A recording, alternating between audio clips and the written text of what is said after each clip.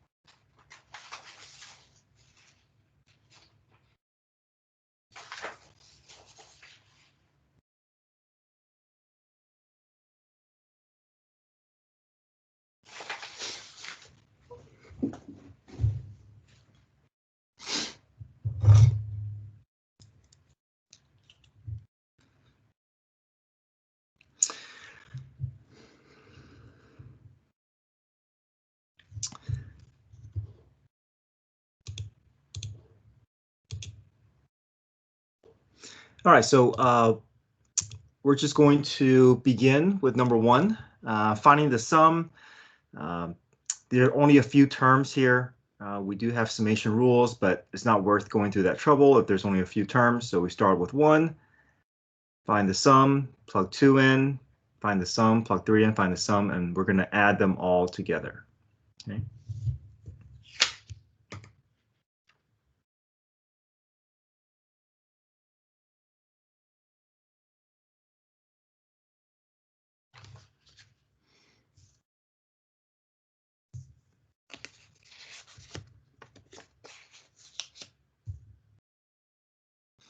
Let me see here.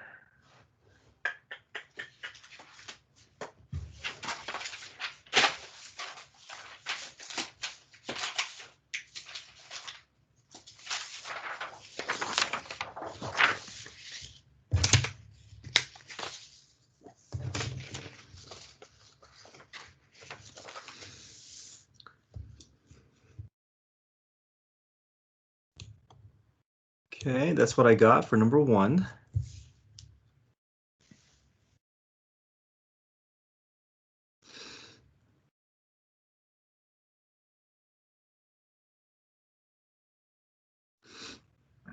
Okay, any questions with 1?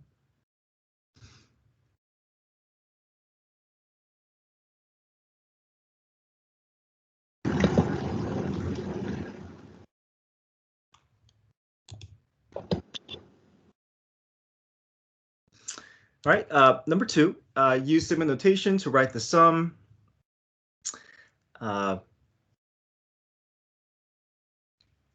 So we know that we have to start with summation, trying to get these terms to fit into a rule. And I like to start off with the parts that are unchanging. So the 7 is not changing, the square root is not changing, the division sign is there.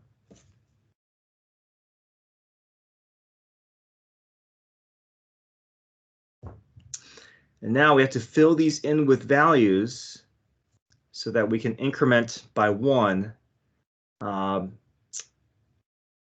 this example, I think we could start with 1, but it's easier to start with a different number. But I think on the quiz, I'll make it where it's easier to start with 1. But this one, I think the easiest number to start with is going to be 3.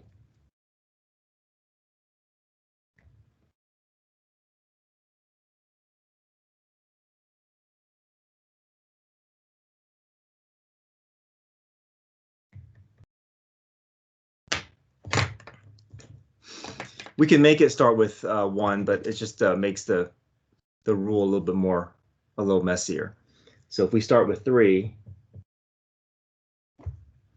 we can get the numerator to just be I, right? It's just going to be incrementing by, it's going to match exactly my I value here.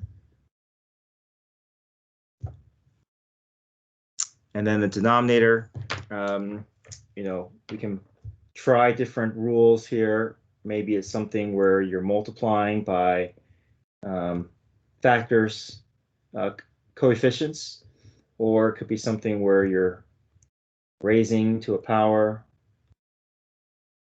or it could be powers of 2. Oops.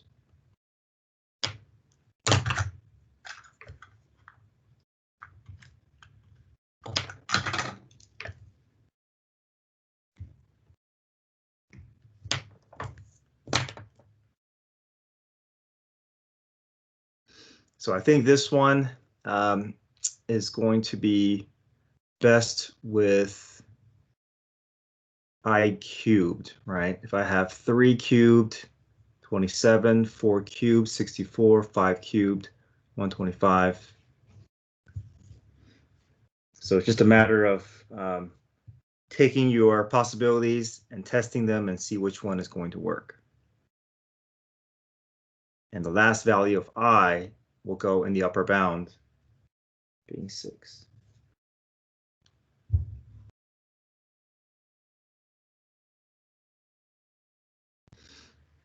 All right, any questions with number 2? Mr. Yang? Yeah. It's pretty easy to get to the answer, so do you have to show like a lot of steps and stuff to get there? No, you don't. I just wanted to show where my steps, the logic in finding these. But if you want to jump directly to the answer, that's fine. Okay.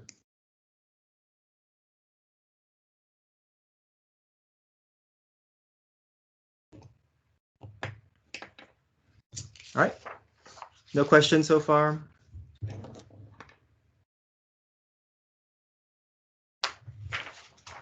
Let's try number 3.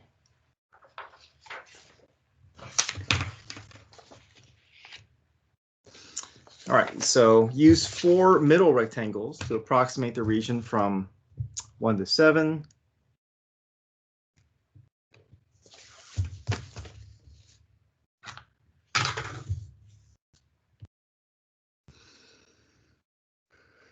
Okay, so we start off with width.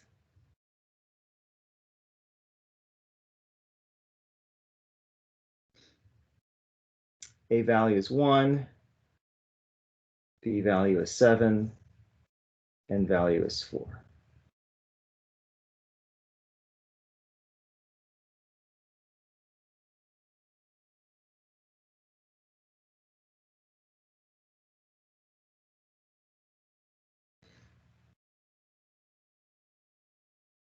Six over 4, or 3/2.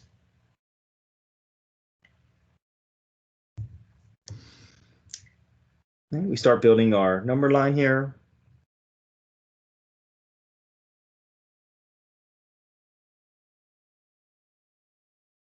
So I'm starting at 1. I'm going to start adding my width. So 1 plus 3/2, same thing as 2 over 2 plus 3 over 2, which is 5/2. Plus 3 over 2, 8 over 2, or 4.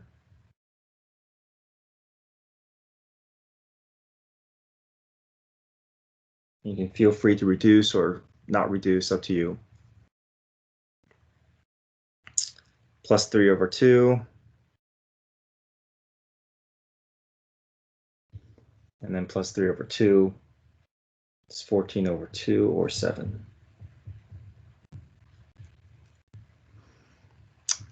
Normally, these intervals would be fine if it was a left or middle rectangle, sorry, a left or right rectangle.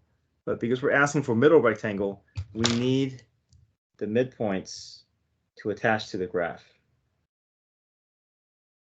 So we have to spend the extra effort to find these midpoints. Okay, so just like the steps you would take to find the average between two numbers, you add the two numbers together and divide by 2. So 1 plus 5/2, that's 2 over 2, plus 5 over 2, 7 over 2 divided by 2. So that's 7 over 4, right? And you can feel free to use your calculator if you like.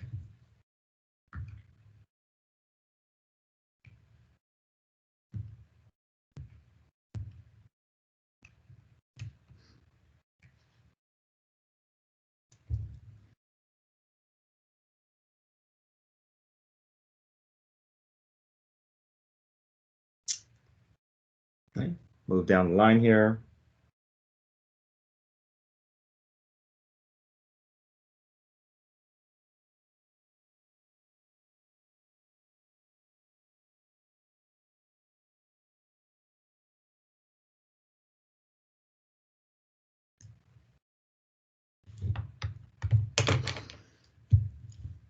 Okay, we're dealing with rectangles, so width times height.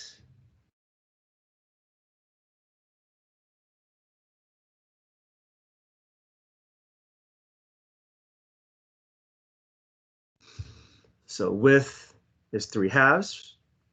Height, we're going to attach 7/4 to the function, so f of 7/4, and we just increment and add all 4 rectangles together.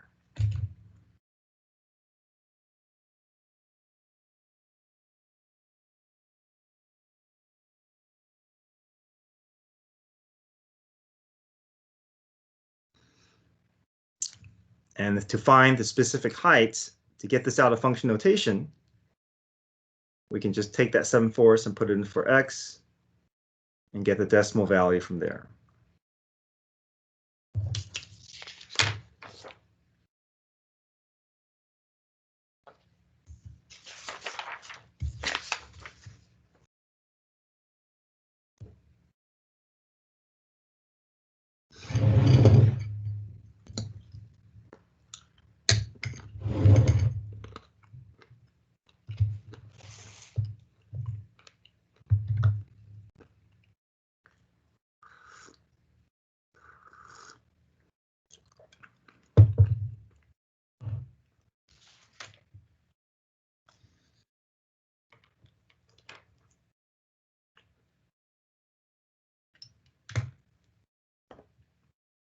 Okay, any questions with number 3?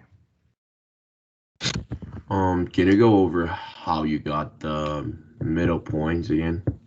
Yeah, so the way we get the middle point is we add the 2 subintervals together and divide by 2. We're just finding the average of 2 numbers. So if you have a calculator, you can work it out here.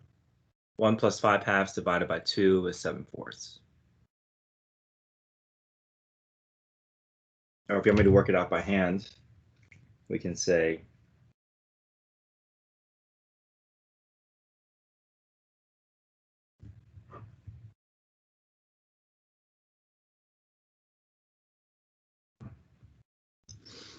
dividing by 2 is the same thing as multiplying by, I'm sorry, that's 7/2, not 7/4.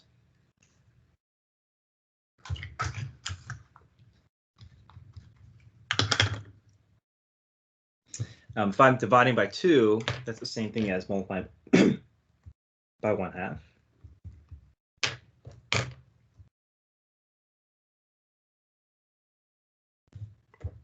This cancels out.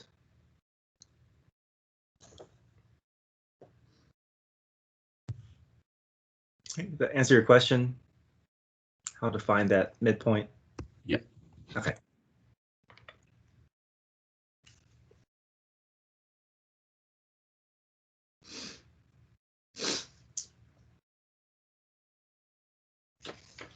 All right, number 4.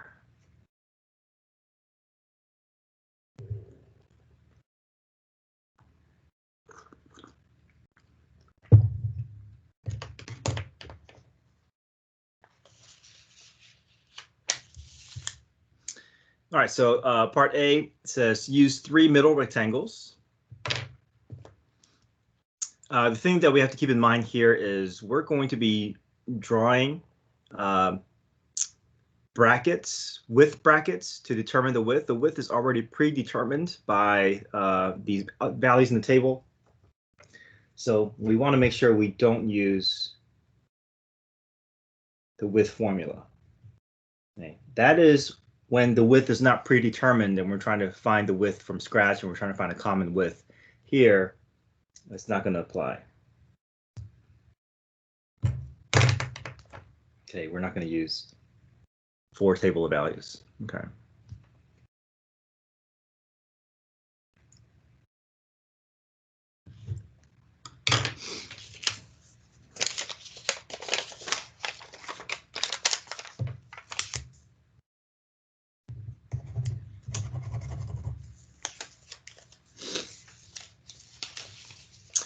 All right, so here are the subintervals that we can draw here. I want to go all the way from 1 to 15. So I'm starting at 1, going to 15. So I'm going to have to divide my subintervals so that each subinterval is going to see and go across the same number of ordered pairs. So if I want to split this up, I'm going to have to each of my subintervals will go across 3 ordered pairs. So the way we draw our brackets, we always start at the middle of our first order pair, and we're going to end at the middle of our final order pair. So I'm going to go from 1 to 6. When you draw your second interval, you're going to pick up where you left off. You're going to share the same order pair that you ended with, and you're going to make it go another 3 intervals, another 3 order pairs, and then pick up where you left off. Okay. So now it's clear, right? Every subinterval sees 3 order pairs. Okay. We're doing rectangles here, so width times height. So to find the width, we do 6 minus 1, which is 5, 11 minus 6, which is 5, 15 minus 11, which is 4. And then, because we're dealing with middle rectangles, for each subinterval, we're going to pick off the y value that's in the middle. So for the first height, we're going to choose 2. Okay. For the second height, we'll choose 3. And for the third height, we'll choose 6.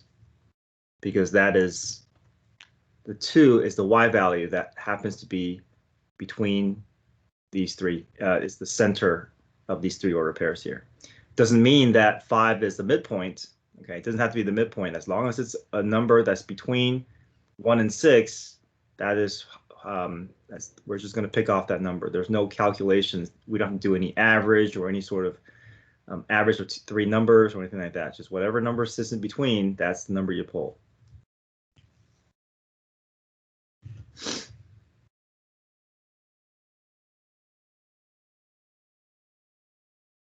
Okay, any questions with part A?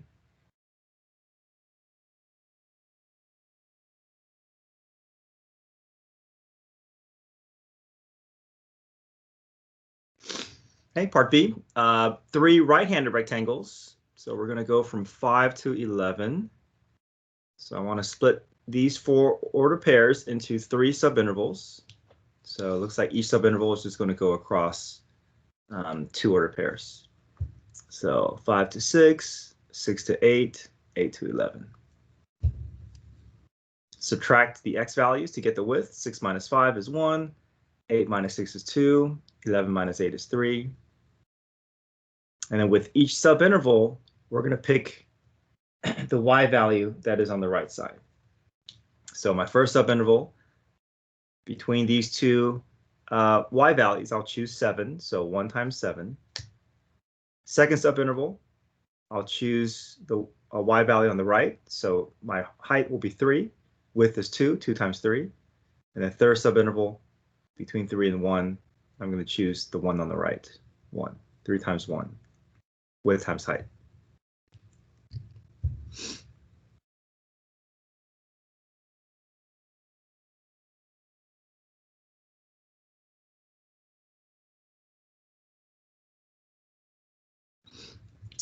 All right, part C.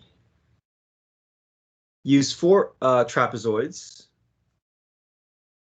to estimate the area from 6 to 15. So we find the width the same way for trapezoids. We have a different area formula, but we find width the same way.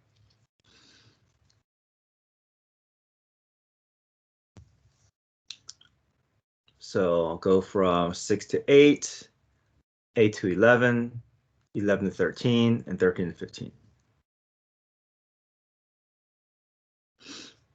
Subtract each of my my x values to get my width.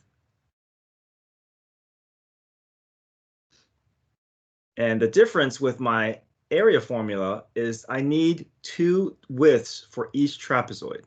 Sorry, 2 heights for each trapezoid. So I look at the ends of my subinterval here, and I'm always going to pick off two heights. So it's going to be 1/2 times 2, parentheses 7 plus 3. Width over 3 over 2, 3 plus 1, width over 2, 2 over 2, and the height of 1 plus 6, 2 over 2, height 6 plus 5. Okay, so even if your subintervals goes across multiple order pairs, you're only always picking two heights per trapezoid. Okay, you're not going to add up all the heights in between. You're only going to use the heights at the ends.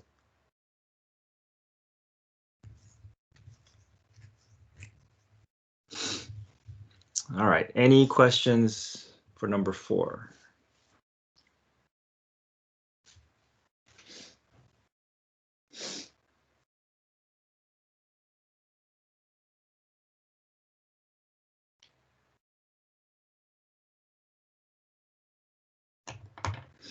All right, let's try number 5.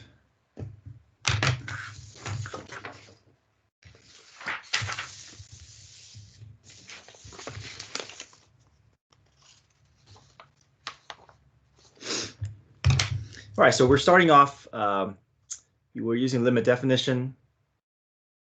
So we have to start off with our width formula.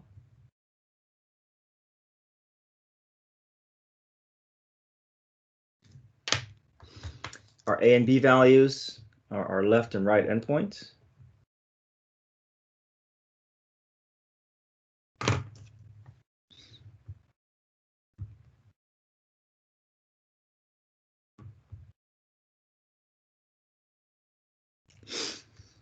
Now, endless number of rectangles, but we're not going to limit n to just be a number.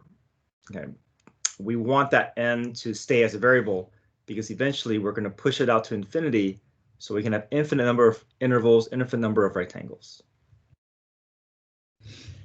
Okay, so now we have to put it into our formula. This is on your formula sheet here.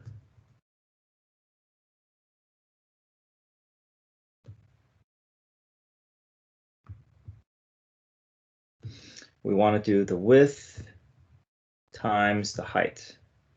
And the height is going to be contained within this function here. I'm sorry, not width. It's going to be left endpoint, which is your A value, plus the width times I.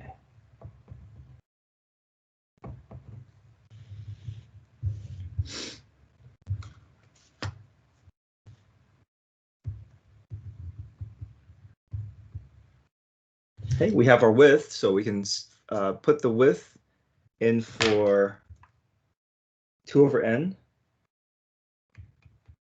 where the width is, and then left, that's your A value.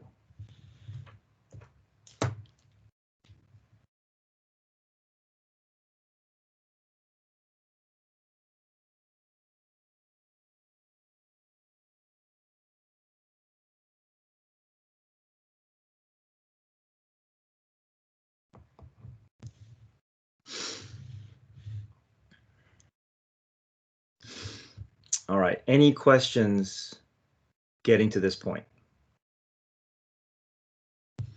Okay, so this is the width component of my rectangle. This is the height component of my rectangle. Mr. Yang? Yeah. When we're solving it, like on the quiz, every time we write it, do we have to write the limit and the sigma sign in front of it? Start off with it, but just you can make this show up at the end. That's fine.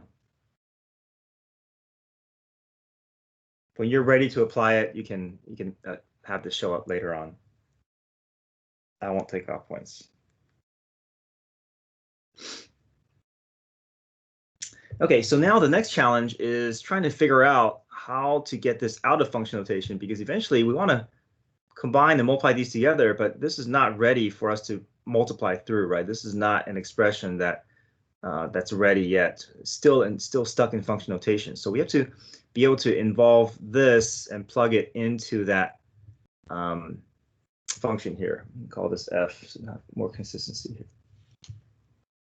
So what I like to do is I like to kind of create a little bridge to make sure that I'm not putting this in the wrong place. So if you can do this, wherever you see the x, okay, create a space where the x was, and in place of the x, put a parentheses with the space in between. So if you can write your expression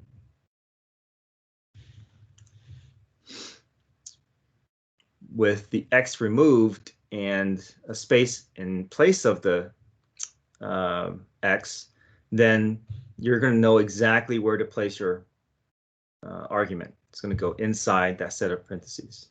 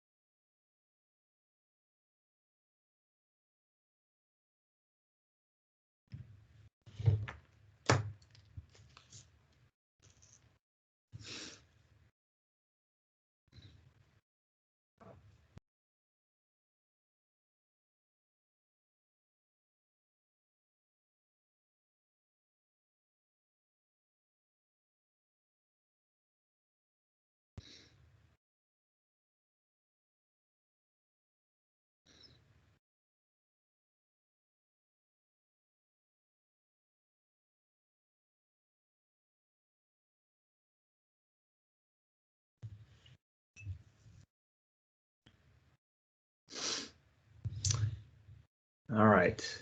Any questions to this point here? So we still have the width and height component, but we've gotten that height component into something that eventually can combine with that 2 over n.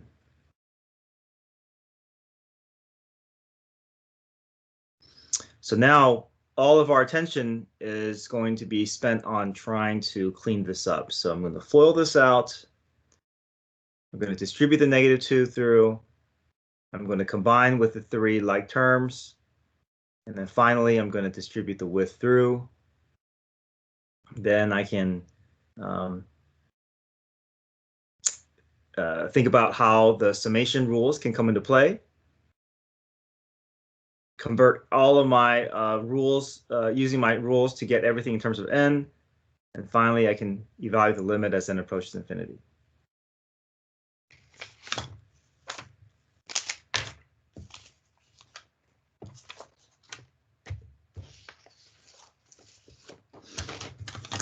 So I'm going to go to my key here to show the next step.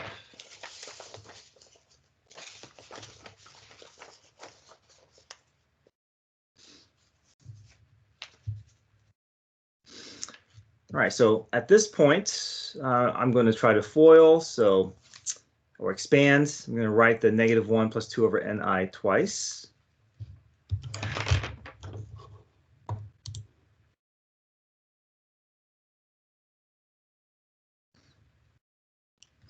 And as I FOIL this out, I get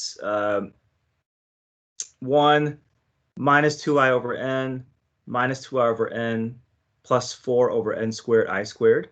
But I'm still going to leave my expression in a set of parentheses just to remind myself I still have to get that -2 to distribute through.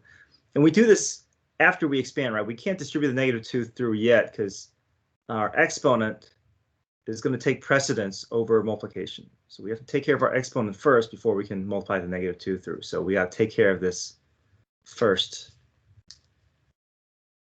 before we can multiply the -2 through, right? Order of operations.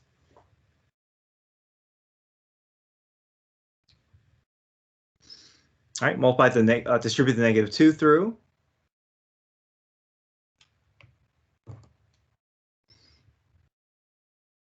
The signs will change, multiply by -2. And now I have a cleaner expression. All my parentheses are gone. I'll do a little bit of combining here. 3 minus 2 is 1.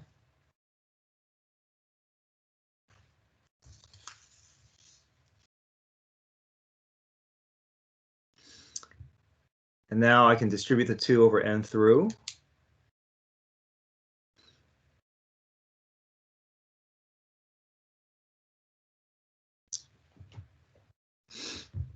So my parentheses, my exponent, my bracket has all been resolved. And now I can focus my attention on how this summation is going to impact each of my terms. All right, any questions up to this point?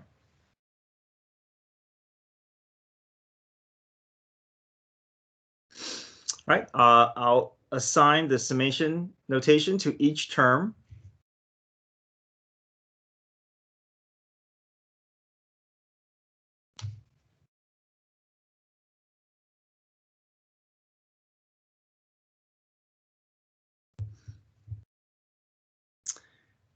And then I'm going to look to see what my summation rules are. But to help me see the rules a little better, I'm going to pull all the coefficients, all the n's in front, because I want my summation to match either summation 1, summation I, or summation I squared, because those are the parts I want to replace. So if I pull the 2 over n out in front, there's still a 1 left over. If I pull the 16 over n squared in front, I have summation I. I pull the summation 16 over n cubed, I have summation I squared. So now these are the pieces I'm going to find the replacement for. I want these to be in terms of n.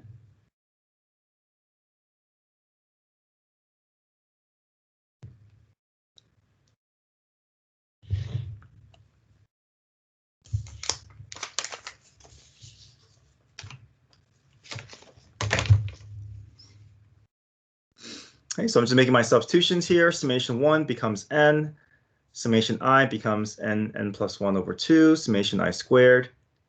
I have my rule here. And now I'm just going to try to multiply through, but really I'm just trying to find a matching degree between numerator and denominator, because that's all I need to find my limit. So there are more terms than what I'm writing down here, 16n squared plus 16n, but I've already achieved my highest degree, so I'm just going to go ahead and stop. Here, 16 times n times n times 2n gives me 32n cubed. There are more terms, but I'm going to leave those out because they have no impact on my limit. I already have the highest degree, and that's going to guide the limit for each fraction.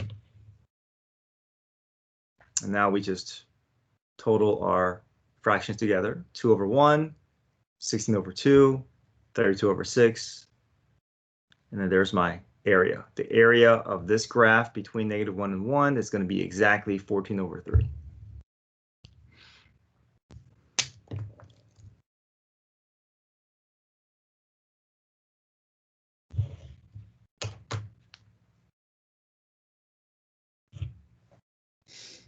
All right, any questions with 5?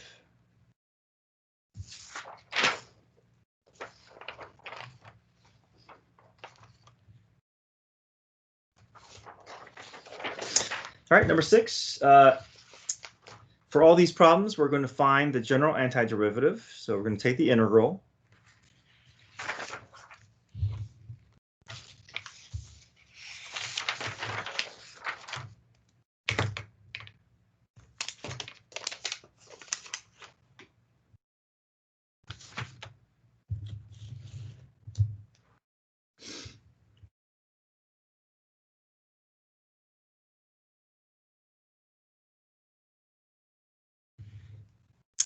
But before we can do a power rule, we have to resolve all this, right? We have to FOIL this out, distribute this through, clean this up so that no parentheses is in the way.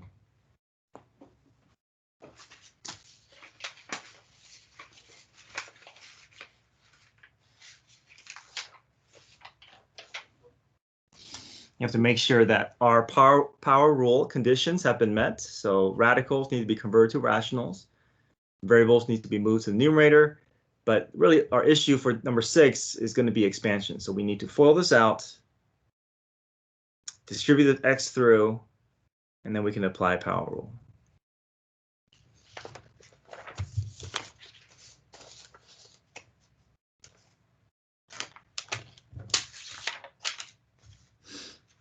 Okay, so here's my foiling step here. 2x minus 1 times 2x minus 1. Got to deal with that first. So this becomes 4x squared minus 2x plus 1, or 4x squared minus 4x plus 1. Now I can distribute the x through, and now I've resolved all my parentheses. Okay. Now I can apply power rule. I'm going to add 1 to the exponent divided by that number. As I add the exponents, once I start applying my steps for power rule, my notations will drop out. Integral notation dx will go away, and in place I'll have the plus c.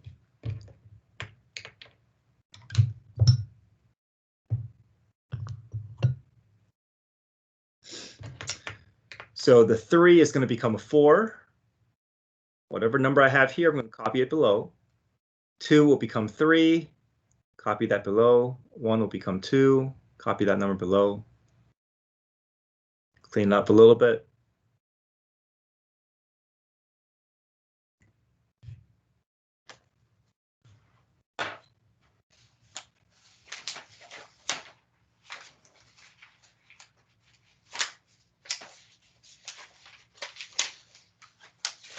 Mr. Yang, Yeah, we could put a 1/2 in front of the x squared, right, in the answer?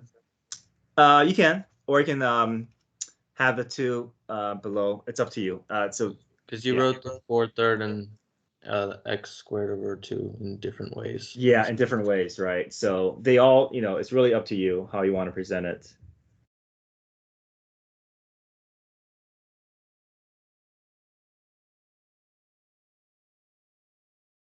Yeah.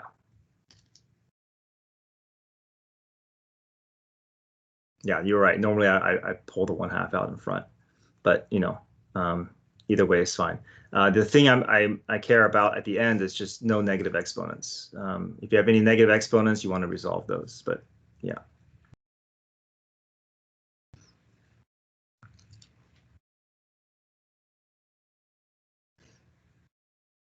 All right, any questions with number 6?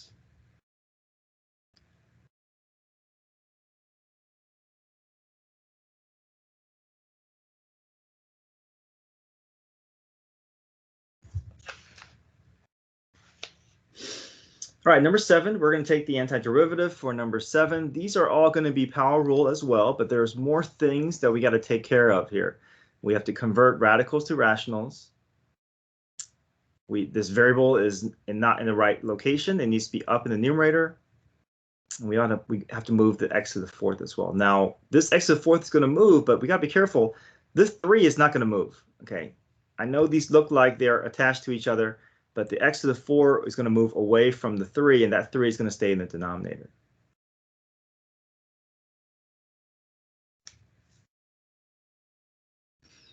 All right, so here are the steps I took to clean up to get it ready. So this is cube root of x, which is x to the 1/3.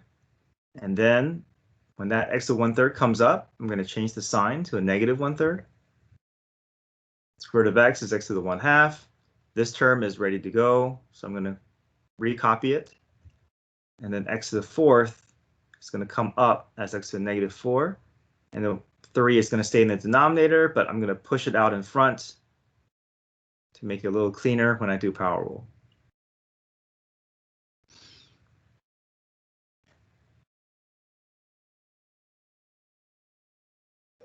So getting to the point where your power rule is going to come out clean is important. So the cleanup stage, no calculus yet, but being able to do the cleanup stage steps, it's going to be something that we need to be able to do. Any questions up to this point?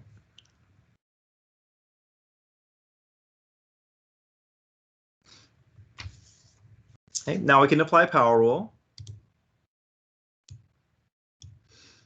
So add 1 to the exponent. Okay, so we're going to add 1 to the exponent for all these. And the result of this is going to be here.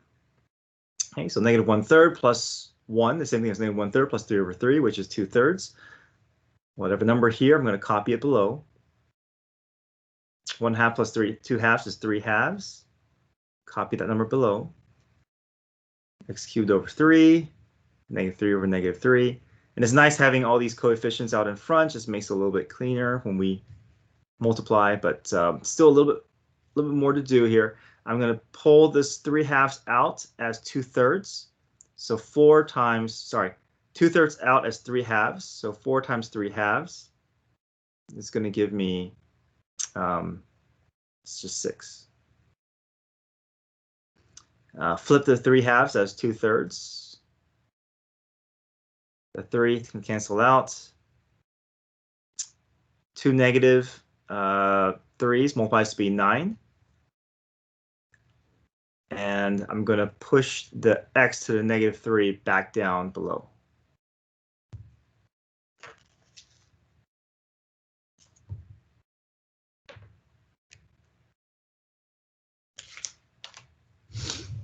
All right, any questions with 7?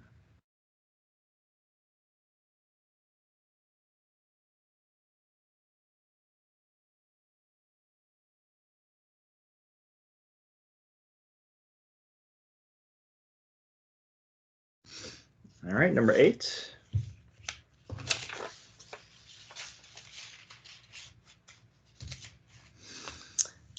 A couple of things I've got to take care of with number 8. The square root of x is in the wrong place and the radical is sticking out.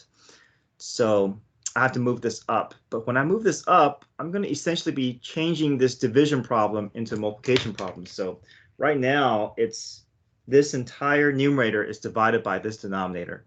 So if I want to move this up, it's going to change from this multiplied by the denominator. So that's why we need to have a set of parentheses.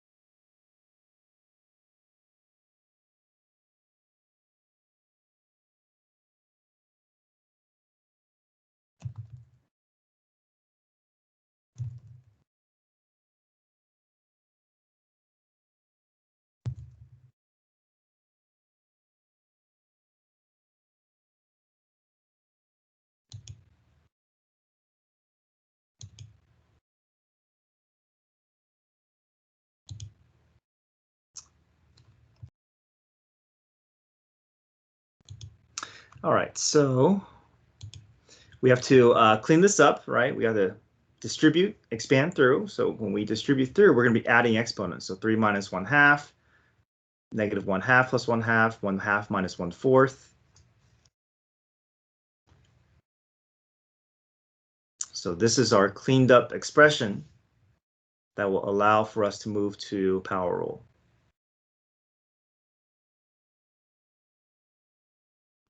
Right, find common denominators or use your calculator. 6/2 minus 1/2 is 5/2. 1/2 minus 1/2 is 0, which means x is 0. It's just going to be, the x completely goes away. I'm just left with a constant. And then 1/4 minus 2/4 is -1/4. And now we do power rule. And remember, every term has a degree that's going to rise by 1. So want to make sure that we understand how to take care of the 2. The 2 doesn't go to 0, right? We do that if it's a derivative, but antiderivative is going to move up a degree, right? So this is x to the 0 power, and it's going to rise to x to the first power.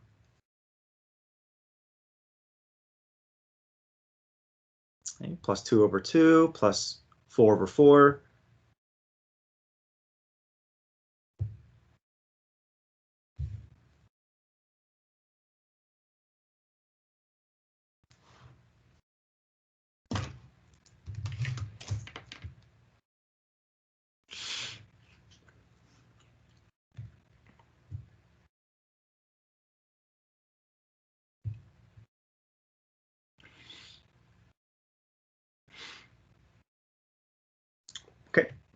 No questions? All right, number 9, find the general expression for f of x. So first semester, we started with f of x, and then from there we found f prime using derivative, and then from there we found f double prime using to get to the second derivative, right? But now this semester, we're taking the antiderivative to move up the chain. So we're going to start here. We're going to take the antiderivative to move our way up to f prime.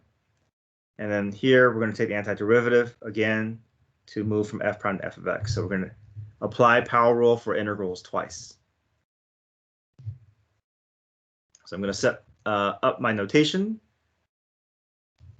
Going to take the integral of this expression, and I know that the result of this is going to move my second derivative up to f prime. Okay. The nice thing is these terms are all set up and ready for power rule. No adjustments needed. There's no conditions that need to be met. So we jump into power rule. Clean up.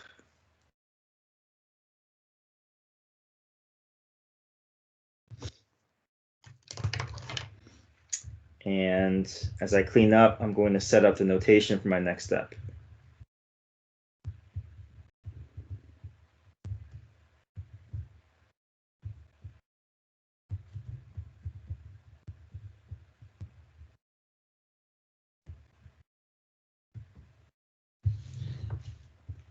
Plus c is going to show up each time I take the antiderivative. And now I'm at the f prime level, but I'm going to get myself ready for my next process, which is antiderivative again. So this process is going to push this expression up to f of x level.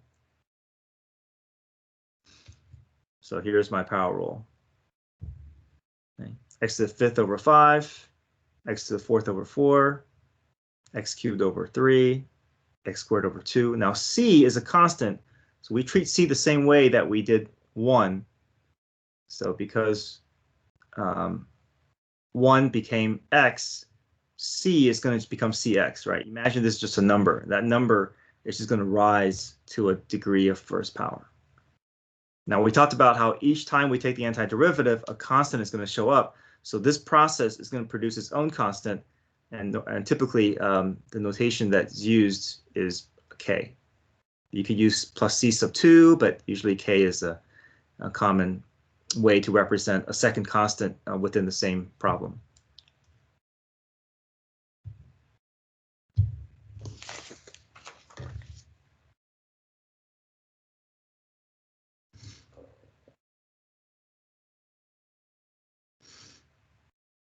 Okay, any questions with 9?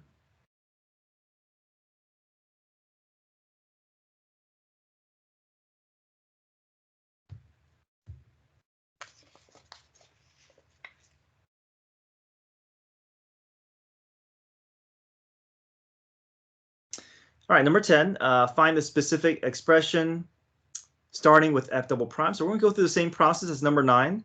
It's just that each time we take the antiderivative, we have something to help us solve for our constants along the way. So same process as number 9. We are still going to take the antiderivative. Power rule plus c shows up. We clean up our problem here. But as soon as that c shows up, we're going to ask ourselves, okay, is there anything I can do to clean this up? I have an ordered pair that is sitting at the f prime level, so 9 is going to go in for f prime. -1 will go in for my x, and that should help me get c to become a specific number. So I'm replacing 9 in for f prime, -1 in for x. Clean this up, combine like terms, and I made my way all the way to 0. So c is equal to 0, so I'm going to go back up to f prime, replace c with 0, and I'm going to go to my next stage. Apply the antiderivative again.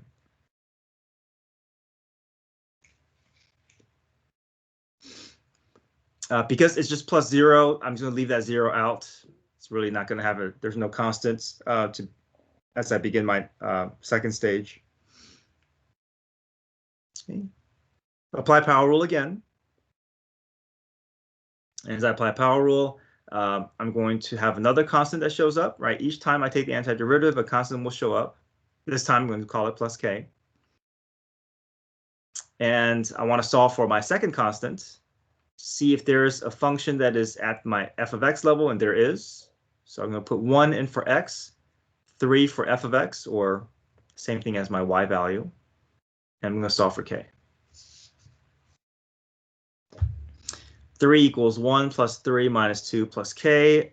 Combine like terms, solve for k. K equals 1. So now I'm going to go back to my function and replace my k with what I found. And I'll clean up along the way as well.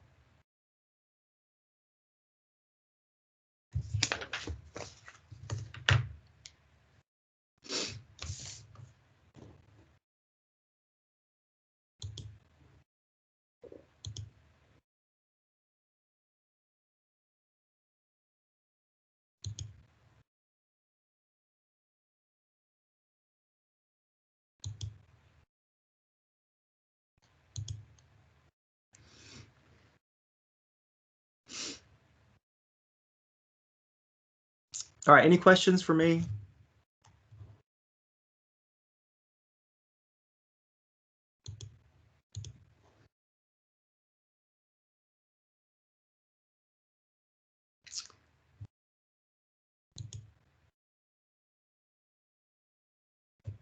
Oh, right. So number 2, I forgot to put that on my key.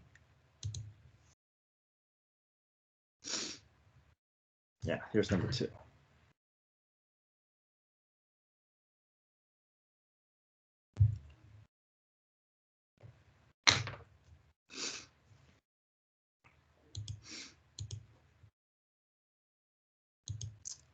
All right, good luck on your quiz. First period, you need to get ready for your quiz. It'll be released 5 minutes before the bell rings. All right, have a great day. Thanks. See you in class. Thank you.